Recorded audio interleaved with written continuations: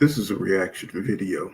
I will be reacting to Jermell Charlo interview on Sway's Universe, and I will be speaking over and giving my opinions on Jermell Charlo's interview. Once again, this is covered by fair use. This is a reaction video.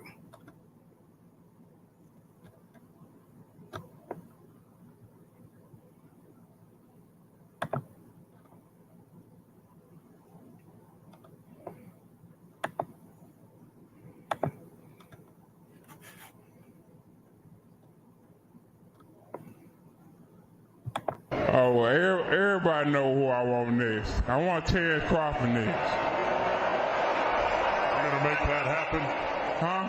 You're going to make that happen? Oh, definitely. That's the fight that I want. That's the fight everybody else want. Like I said, I'm going to get these straps that I'm going to go over there and take his shit too. All right. Errol, congratulations. Terrific fight this evening. Thank you, man. Now, strap season, y'all know what time it is, baby.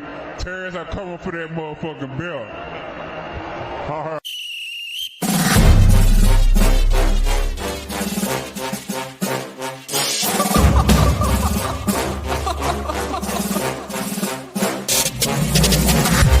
I'm not catching fades anymore. Gotta keep my hands clean when they come for the ball.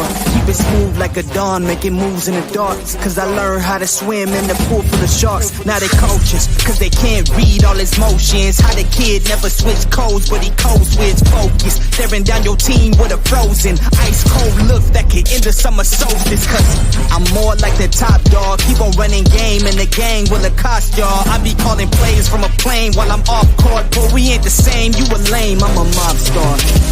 Actually, I'm a top dog on a stat sheet. Off court, but I call plays for the athletes. Laughing when the cop cars try to catch me. Cause I rolled off in a taxi. With my feet up, I'm relaxing. Singing Figaro with no accent. While I pour strings from the streets in. Do it all with a straight face, I'm the kingpin. Top dog, top flow, boss mode. I'm the kingpin. Showstopper, top dog, God vibe. I'm the kingpin. They know I'm a dog and a beast, man. Yeah, I keep the peace with a peace, man.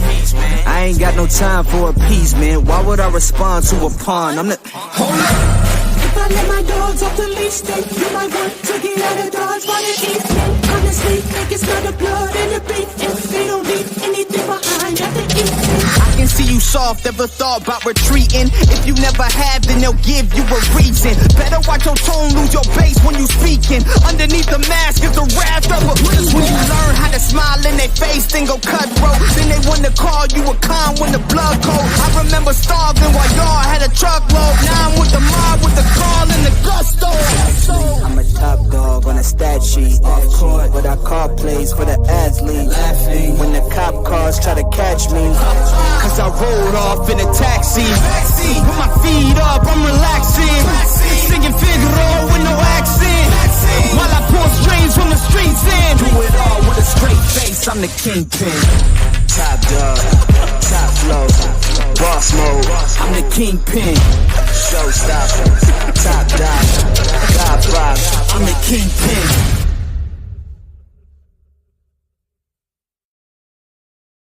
You know what I'm saying? I know it's been a while since I did a live stream, but you know what I'm saying? Your boy has been out here, you know what I'm saying, getting these loads. They've been running me back to back to back.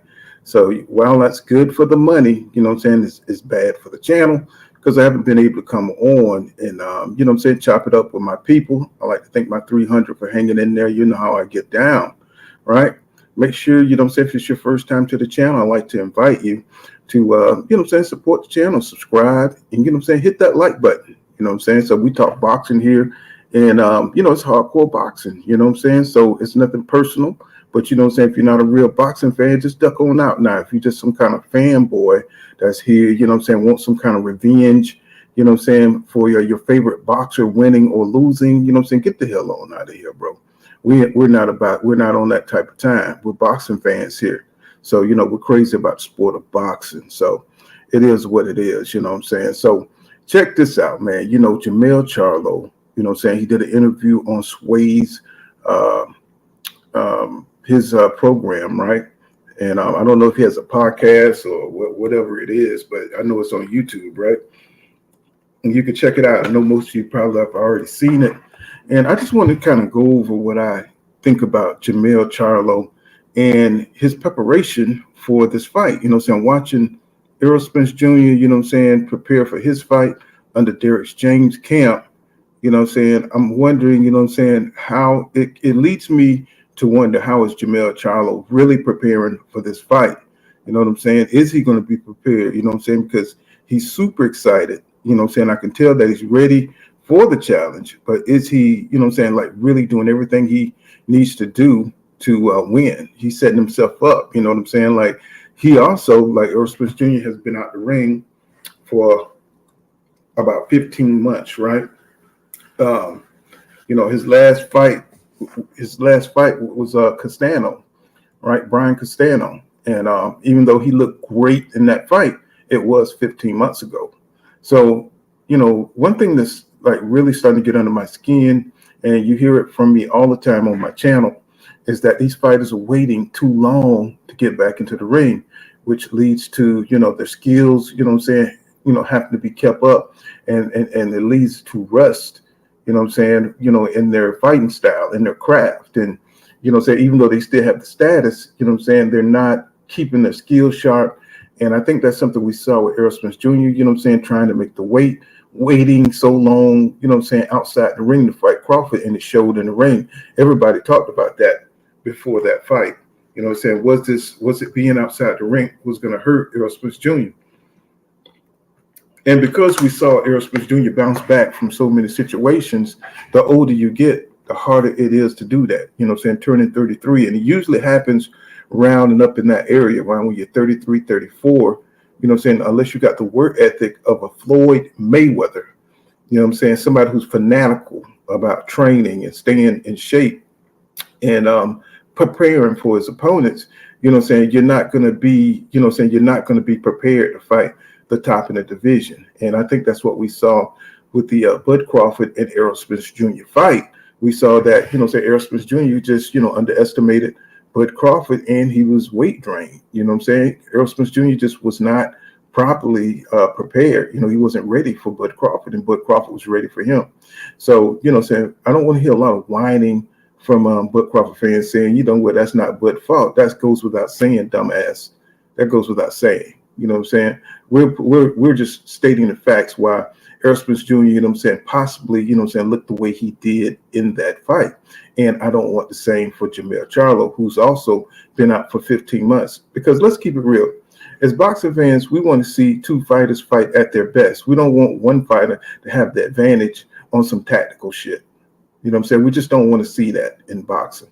We don't want to see one fighter, you know what I'm saying, you know, have tune-up fights and he's sharper, and the other fighter's been sitting out trying to make the fight, waiting on you. You know what I'm saying? So, you know, we got so many, you know, punk fans out here, you know what I'm saying? They don't care. They want to win by any means necessary off this man's name. You know what I'm saying? No, as a boxing fan, I want to see two fighters fight fully prepared, you know what I'm saying, ready to battle each other at their best. You know what I'm saying? And so, you know, right now we just live at a time where we got a lot of, you know what I'm saying, mama boys here that, you know what I'm saying, they just want the bragging rights, but they don't want, you know what I'm saying, a clear and fair fight in the ring, right? So with that said, are we getting set up for another upset with Jermell Charlo being out for 15 months? Because that matters when you're talking about fighting on a world-class level. Now, even though Canelo Avarez didn't look that great against John Ryder, you know what I'm saying, it was an active fight. He was active, and he won that fight by unanimous decision, right? And Jermell Charlo, you know what I'm saying, he broke his left hand in training. Now, is that all that inactivity going to affect him? Now, we talked about sparring and how, you know, iron sharpened iron with Jermell Charlo, you know what I'm saying, sparring Errol Spence Jr.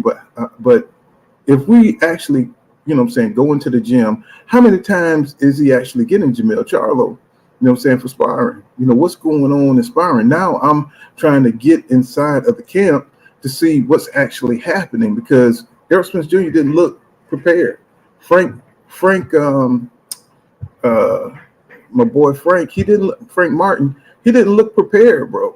You know what I'm saying? So these guys, you know what I'm saying, even though they look like they seem to be working, you know what I'm saying, in that gym, it's like how much time are they getting of Derek James? How much of his time is he getting when you got Ryan Garcia and you got Anthony Joshua got fights coming up? How much of Derek James' time are they getting? Are they getting proper time with Derek James? You know what I'm saying? Is he stretched too thin? You know what I'm saying? To set these guys up for success. You know, I'm worried about this shit, man. And it's like it's kind of crazy that you know what I'm saying, this man is going to one of the he got another mega fight. You know what I'm saying? Yeah, I see him there at the interview with Sway, but you know what I'm saying? I'm casting a doubt because I saw total domination by Bud Crawford. How is Errol Spence Jr. going to beat Bud Crawford easiest fight? That don't even make no sense. And that's not even whining. That's just coming from, you know, what was going on, you know what I'm saying, with Errol Spence Jr. in the ring. And, you know, I mean, I'm talking to my people. I'm not talking to the Bud Crawford people because they don't care. You know what I'm saying? They saw what we saw, but they don't give a damn. You know what I'm saying? Because they were rooting for Bud Crawford, right? But they don't want to look at this man look like he was just, you know what I'm saying, like he was just weak in the ring. That's not Errol Spence Jr. You know what I'm saying? So there's more behind the scenes that's going on with this fight that just happened between Bud Crawford and Errol Spence Jr. I just don't want it to happen to Jermell Charlo. You know what I'm saying? Looking like he's under the kind of the same circumstances. You know what I'm saying? Except he's not trying to cut weight. He's trying to go up 14 pounds in weight, right? So I wanted to check out the interview, and it was pretty interesting. You know what I'm saying? What Jermell, you know what I'm saying? They're making so much money. They're making so much money in these fights. You know, these guys don't even care. You know, so I'm wondering if they're caring that, you know what I'm saying, that you know, they taking L's and shit. You know what I'm saying? You know, you $30 million shit. I'll take an L. So I'm gonna have to block it so I don't get any copyright strike. You know what I'm saying? But we're gonna listen to it. You know what I'm saying? I hope that's cool. So let's get into some of the interview, y'all. So, man, welcome back, man. Yeah, man. Yeah, like you was bright-eyed and you was nice back then. Yeah. You ain't too nice now, man. I'm nice. I'm still. Yeah, even with all the accolades and all of that. So this is Jermell Charlo. He's on Sway, and it was some really great points brought up, and you know, trying to get into the mind and mindset of Jermell Charlo. He's always, you know, saying aggressive type fighter. Always, you know, saying a fighter's fighter. That's, you know, saying ready to get in the ring. You know what I'm saying, and just bring that attitude and bring that gusto to the fight. That's why we love Jermell Charlo. So, you know, say this is him on Sway. For that, I'm still hungry. You know what I'm saying? Yeah. That's what keep me here in this game. How's the family? Let's start with that. Everybody good. My kids are getting older. I'm happy. I got a little baby, 2 years old, running around the house. And I got, man, it's beautiful. Mary, can you believe that little boy, that little baby that he was holding is 2 years old? That's how long we've been watching these guys, man. You know what I'm saying? They got kids now. I remember when Errol Spence Jr. didn't have kids. Now they got kids. Everybody got kids everywhere. Being a husband. Oh, it's amazing. Everything is great. You know, I can't complain. I love it. Do your family members, when they watch you fight, always I always find it just cringeworthy when I see family members at the fight. That part. All right, let's talk about this shit right now, Jermell. Let's go. My grandma back at home, she's like 79. Everybody. This is your biggest fight, correct? Yeah. Right. This is for the legacy. I think you guys secured your legacy as the Charlo brothers, but still there's more to do. But this is the fight that's really going to catapult your visibility to a whole nother level. I may understand how well of a boxer you are. I've seen you fight through adversity. That last fight with Castano, I thought it was incredible. I watched you adjust. It was just like a bash. I was going at it. To me, that brought out some of the best of your fighting ability. But this is something different. How do you approach Canelo Alvarez? Like, what are your thoughts about this? I think it's all about like being sharp, listening to the team, the coaches, and really preparing myself day in, day out. I think sometimes I feel like fighters make mistakes when they overly focus. Okay. You know what I'm saying? And some fighters make, come out great whenever they overly focus. But I'm just a guy that just let life go by. Every day we getting closer to the night of the fight, and with Canelo Avarez, it's something that we just got to really lock in as a team, as a group, and it's not me doing it by myself. It's a lot. It's all of us. It's from the body bag holders, everybody, the movement, the steps, the idea of becoming victorious. Everybody has to have that on this team. Like what would you do to beat Canelo? And this is something that we all put our minds to, and this is how we win. Who's the team now? Now, that sounds good. That sounds pretty good from Jermell Charlo. You know what I'm saying? Talking about a team effort, you know what I'm saying? But only he is going to be in the ring facing Canelo Avarez, who's probably, you know what I'm saying, going to be on that meat, that juice meat. And, you know what I'm saying? So he's going to come in there getting hit hard. And we know Canelo, you know what I'm saying, he's going to come straight at you, trying to break you down. You know what I'm saying? He don't have the same head movement that he had in the past. But I guarantee you, on fight night, when Canelo comes out, all these things are going to be clicking. You know what I'm saying? All these things, the head movement, you know what I'm saying, the quick hands, you know what I'm saying? You know what I'm saying? The powers are going to be there. And to give Jermell credit, that he did say that Canelo was going to be probably, well prepared for him. Now, you know what I'm saying? I'm glad that Jermell is talking about listening to Derek James. I'm glad he was talking about, you know what I'm saying, how he's, making this a team effort. But what I want to see is sharpness. He talked about, being sharp. That's something that's hard to do after 15. You've been out for 15 months. And that's something that I complain a lot about these boxers. You know what I'm saying? How you going to be sharp when you were off that long, bro, waiting on a big payday? And I wonder if, this is game or if this is real. Because, Errol Spence Jr., he's got a rematch coming up with Bud Crawford. Is he going to be prepared, or are we setting us up for just some more talk? You know what I'm saying? Are you going to take this seriously? You know what I'm saying? Don't go to a weight that you can't fight at no more. You know what I'm saying? Don't go up to a weight that you're not going to be able to fight at.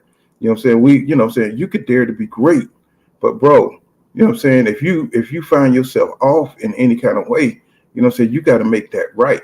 You know what I'm saying? You can't just go into the fight and you're at a disadvantage, right? So this is what I'm talking about. You know what I'm saying? He's talking good here. It sounds good, with the team and everything, but I'm losing confidence in these fighters taking these long breaks. And after you get your ass whipped, then there's no excuses, right? You know what I'm saying? But you got to do everything you can to give yourself a chance, to fight and, to be competitive in the fight. And if you coming off a 15-month break, then, the other fighter is active, it's going to be hard for you because these are world-class fighters, right? And just on that alone, it's hurting your abilities. You know what I'm saying? Now. I got Derek James. Okay, Derek James is in the building, by the way, the legendary. Give that man a round of applause, man. Yeah. Congratulations to you and all your success. Absolutely. Put a camera on that, man. We got to see that guy, man. We got to get him on Sway's Universe. But congratulations to you, brother. Okay. I got Derek James. I got Juan Guzman. Wow. Which is for another legend in the game. And then I got Kevin Ericu, which is a body bag guy, and he does the target bag. A big guy. These are my big guys now. Titus Adams, which is another guy that holds a shield bag. So we got a bunch of stuff like that. We got Dr. Lou. I got Lil Brent, which is an artist actually, but a / personal assistant. Then I got my lady who also Shy, and she handles a lot of the behind the scenes stuff, protein, making sure everything good, the food, all of that. Okay, yeah. So you got the right team ready. I got a big team.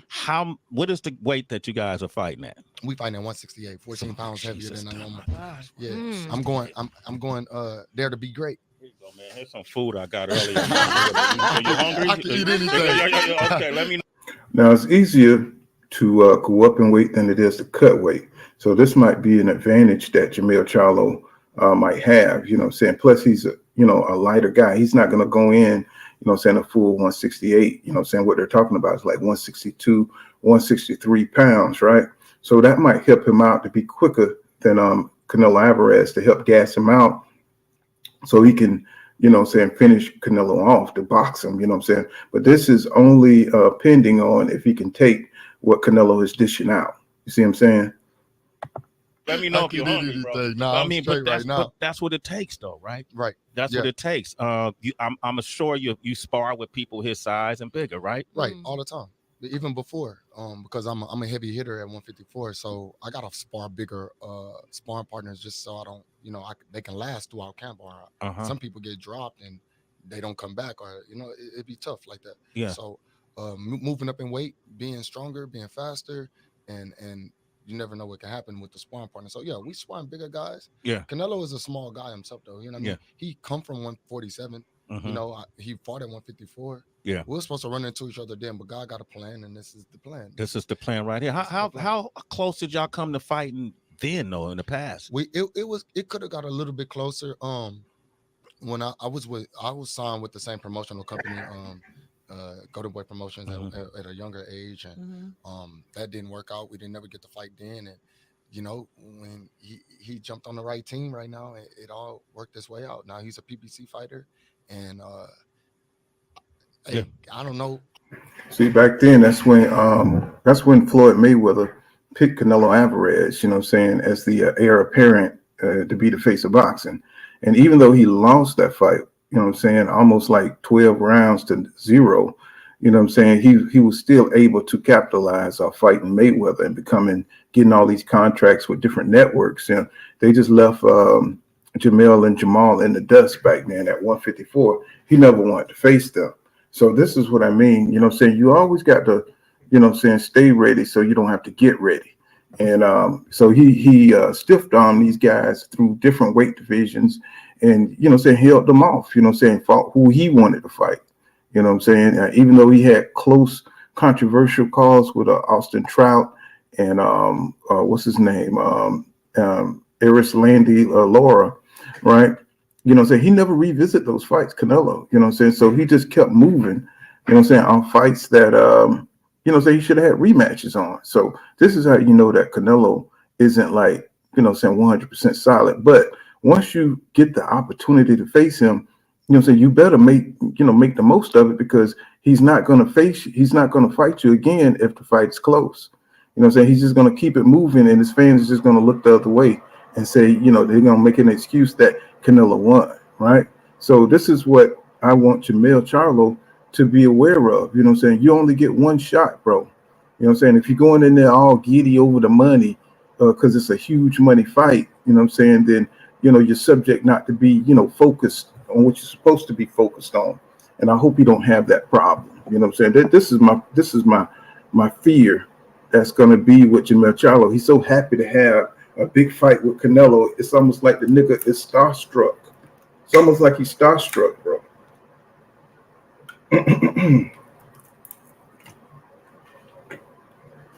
So I don't want him to be going in there like, saying he's some opponent.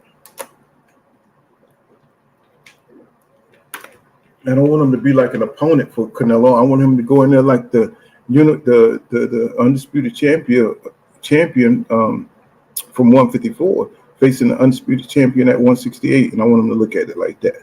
So so I don't know, I'm just just a little disappointed from the Derrick James camp, and so I still haven't heard anything about what was going on in that fight from Derrick James. What the fuck went wrong? You know what I'm saying? I'm here for it. You're here for it. Jermell Charlo is here, man. All right. Now, it was supposed to be your brother initially. Yeah. Who said what? Like, who approached you? Like, well, my brother been dealing with whatever he's been dealing with. What is he dealing with, though? I know some just a lot of battling back and forth. I think he got like his a wife of 10 years who's been giving him some hell and fighting for the kids, and it was just a mental turmoil, thing. Yeah, and a mental battle. So once my name got brought up and approached, I'm a warrior. I'm gonna go dog. Then you telling me to go fight for the family? Talk that shit. Talk that shit. I gotta do what I gotta do. Talk that shit. Yeah. I accomplished that shit already, so I'm want to go accomplish more. What else is it for me to do in the game of boxing? Okay. Other than move up, and so another weight, why not go up a little 8 more pounds and grab the greatest fighter there? Okay. And he has a point. So Jermell Charlo has a point. Saying he's undisputed at 154. And, he could have fought Tim Tszyu, but I mean, that's just defending the undisputed title, which I'm all about. I'm all about defending, your titles. But hell, you get a chance to fight Canelo Avarez for his undisputed at 168. Why not take that? And become the face of boxing. It's almost like undisputed is, like a secondary prize. Compared to the imagery of becoming the face of boxing, or the notoriety, I should say. To become the face of boxing, bro. By beating Canelo Avarez, even though, I don't look at him as the face of boxing. He's just a guy who makes the most money, right? So I love that, man. Are you going to split the purse with your brother at all? Are you going to give him a little something? No, he got to get in the ring and fight.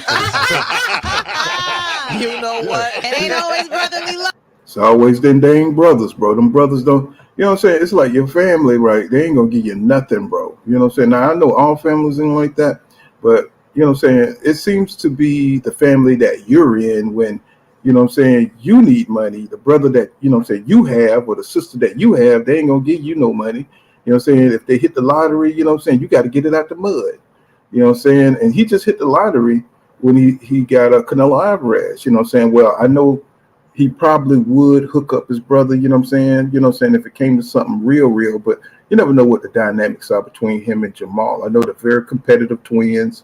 I don't know if you ever had like situations with your brother, it gets real competitive sometimes, whether it's women, whether it's, who's got the better job, whether it's, it's just very competitive. Sometimes, your family like it when you're down, right now, Jermell, he couldn't take the fight because he had personal problems, So, so he got the opportunity. Now it's almost like this, this love-hate thing, I mean, I don't know if they have that between them, but I'm just saying sometimes it could be like that. And, I got the opportunity because I'm the man, I was undisputed at 154, fighting one undisputed at 168, I'm supposed to have this shot, what have you done? And see, so he just seemed to have this kind of, giddiness to him, and I don't like it. I want to see him be all about business, So, I don't know, it's just, maybe it's just me, just being a cynic, being cynical and all this after seeing Errol Spence Jr. lose, I want to make sure this man is focused, I want to see him go in there like what's his name, Clubber Lang, so I want to see that kind of energy, going into this fight with Canelo Avarez, I don't want to see this, smiling and, and all this, so I want to see that meanness, I want to see that competitiveness come out, they've been so respectful, at the press conferences and all that, Love. You got to go fight. That's the only way we get paid. Would you stay if you shit to you during a Spence fight? Was that okay? You couldn't wait to talk about it. I'm trying to walk you up. Well, they walking up to my weight division. Okay. I'm smoke. Oh, you know that. We're going to get to that. I'm going to go give them everybody what they want. Go fight. That's the only way we get paid. Would you stay if you win? Yeah. Will you stay at that weight? I mean, I'll be the champion there, so I got to do what I got to do. But I mean, if I got to go down because I heard Terrence Crawford wants some smoke. Oh, you know that. We're going to get to that. I'm going to go give them everybody what they want. Okay. You couldn't wait to. So that answers questions right there. Even though Jermell is, he's kind of like two-minded about staying at 168. If he becomes undisputed at 168, he said that he'll go back down, and give the people what they want to fight Terrence Crawford. He said that he want to shut his mouth. I know we haven't got to that part yet, but he want to shut his mouth, And, he speaks on the Spence fight, his feelings on the Spence fight, and I didn't like his answer, but, we're just not getting any information on the backside from Errol Spence Jr. And we probably never will because he don't make any kind of excuses, for the loss that he took. But, Jermell's going to cover that here in a second. Wait to talk about it. I'm trying to walk you up. Well, they walking up to my weight division. I'm the king at 154. That's right. So if you're calling out my number, I'm gonna answer to you. it. You want that? But Terrence talked shit to you during a Spence fight. Was that you? He was talking to? Right. Yeah. While he was in the ring, right. He was talking to you, bro. Disrespectful. What is that about? Why he in the ring? Yeah, that's disrespectful, but it is what it is. Yeah. Hey, he let him enjoy his victory and what he. Did you talk back? Did you yell back at him? I mean, he wasn't gonna be able to hear me anyway. That place was rocking. What did you think of that fight? It was cool. It was I felt like they both trained their ass off. Yeah. I felt like the better man won. I think that Errol Spence gotta take some time off, and he probably trained really hard that fight, be with his family, and see what's next, and see if he get the rematch. If he don't, they move up in weight divisions. I think Earl should definitely move up. Okay, not be at 147 no more, struggling to make that weight and stuff. And it'll be a different fight. Were you impressed? Now, Jermell Charlo just said, if you missed it, he said he thinks Errol Spence Jr. should move up, from 147 because he's struggling to make the weight. This is huge, boxing fans. He struggled to make 147. He's been struggling for a while to make 147. If you think the Terrence Crawford team didn't know that, then you're out of your mind. For all you Bud Crawford fans, that they're saying that was his easiest fight. He was done with the division. He stayed there to give the boxing fans what they wanted. He was done with that division. He should have fought the man a while ago, but he asked around for a year to stretch it out because he knew Errol Spence Jr. was hard for him to make it that weight. So the man was weight drained at 147. You see what I'm saying? So he won, but look how he won, bro. He won. He waited this man out for a year to fight David Avarez. You don't want to see that kind of shit, bro. You don't want to see this kind of strategic trickery in boxing. You know what I'm saying? So, you call it what you want, but that's what he did.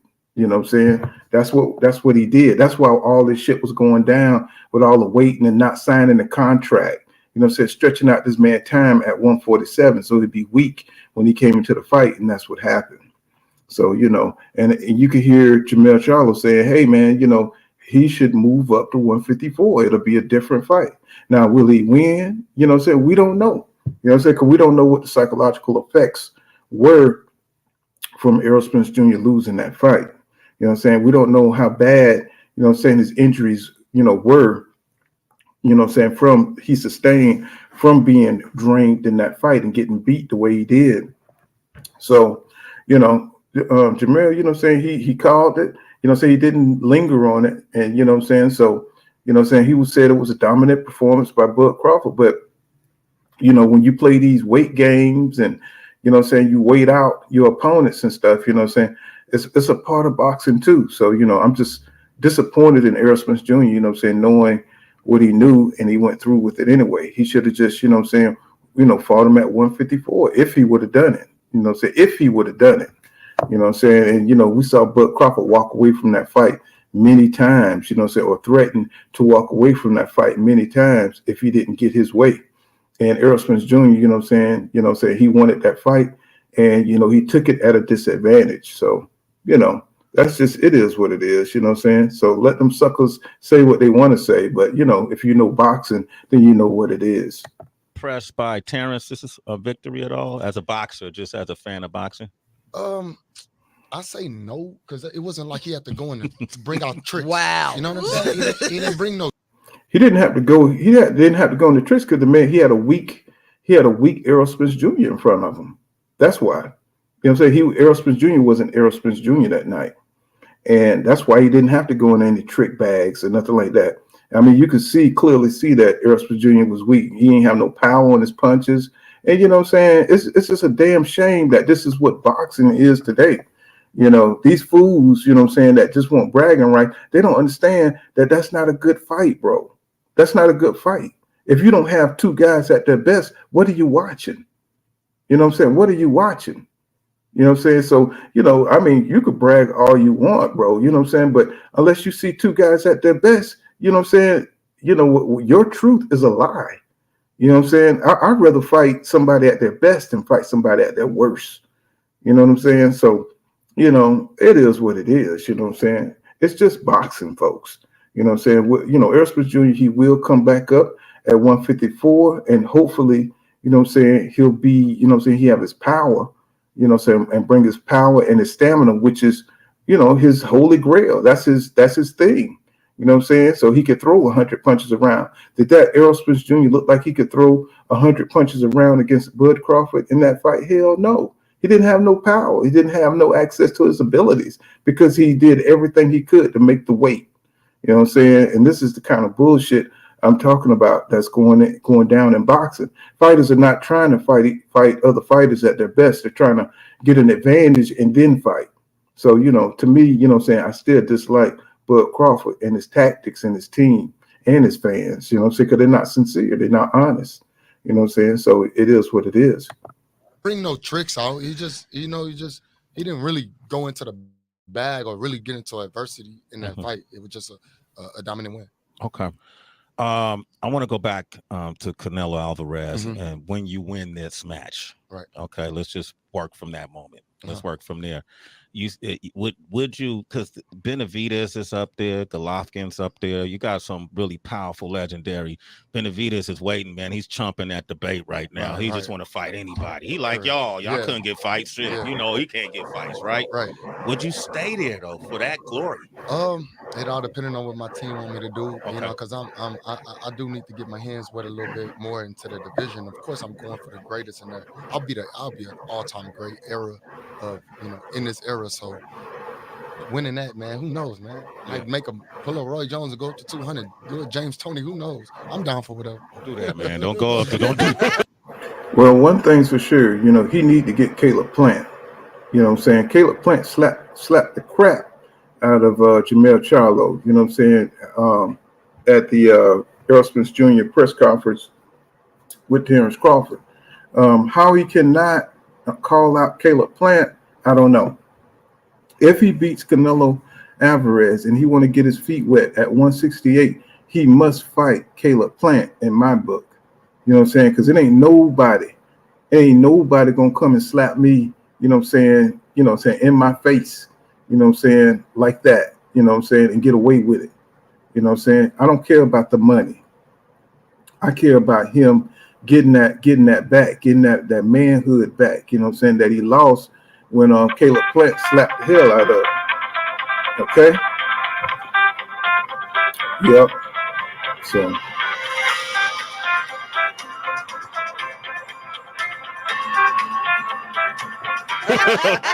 Not sure how well that worked out for Roy. He got the deal, but then coming back down. Terrence Crawford, where did y'all rivalry start? Like, did it start in the gym? When did it start? Well, hello? I mean, it just calling us out. I felt like that's where it started. I mean, he got mad because I rock with my dog Earl, and of course, we stablemates. I'm gonna go with my dog Earl. Yeah. But then once we start